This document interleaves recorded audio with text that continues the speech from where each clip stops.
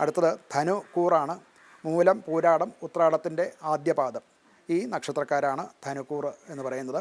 ധനുരാശിക്കാർക്ക് പലതരത്തിലുള്ള വെല്ലുവിളികൾ നേരിടേണ്ടതായിട്ടുള്ള സാഹചര്യം ഉണ്ടാകും. അത് വളരെ പരിശ്രമം നടത്തേണ്ടതായി വരും. ക്ഷമയോടുകൂടി അങ്ങനെയുള്ള പരിശ്രമങ്ങൾ നടത്തുകയാണെന്നുണ്ടെങ്കിൽ ഇതിൽ നിന്ന് കരകയറാൻ സാധിക്കും. അല്ലെങ്കിൽ ഈ വെല്ലുവിളികൾ കൊണ്ട് അവർക്ക് ചില പ്രശ്നങ്ങൾ അവരുടെ പ്രൊഫഷനിലോ ജോലിയിലും ഒക്കെ ഉണ്ടാകാം. ജോലിയിലാണെങ്കിലും അവർ കൂടെ ജോലി ചെയ്യുന്നവരുമായിട്ട് ചില മത്സരങ്ങളും ഒക്കെ ഉണ്ടാകാനുള്ള സാഹചര്യമുണ്ട്. ഹയറപ്സുമായിട്ടും അഥവാ അതോറിറ്റീസുമായിട്ടും ഒക്കെയുള്ള ചില മത്സരങ്ങളോ ജോലി സംബന്ധമായിട്ടുള്ള തർക്കങ്ങളോ ഒക്കെ ഉണ്ടാകാനുള്ള സാധ്യതയുണ്ട്.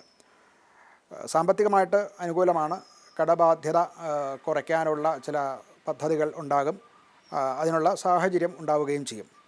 ആരോഗ്യപരമായിട്ട് കുറച്ച് ശാരീരിക ക്ഷീണം ഉണ്ടാകാൻ സാധ്യതയുണ്ട് എന്നുള്ളതല്ലാതെ മറ്റ് വലിയ രോഗങ്ങളോ ഒന്നും ഉണ്ടാവുന്നില്ല. രോഗമുള്ളവർക്കാണെങ്കിലും അതിൽ നിന്ന് ഒരു ചെറിയ വിമുക്തി ഉണ്ടാകാനാണ് സാധ്യത കൂടുതലുള്ളത്.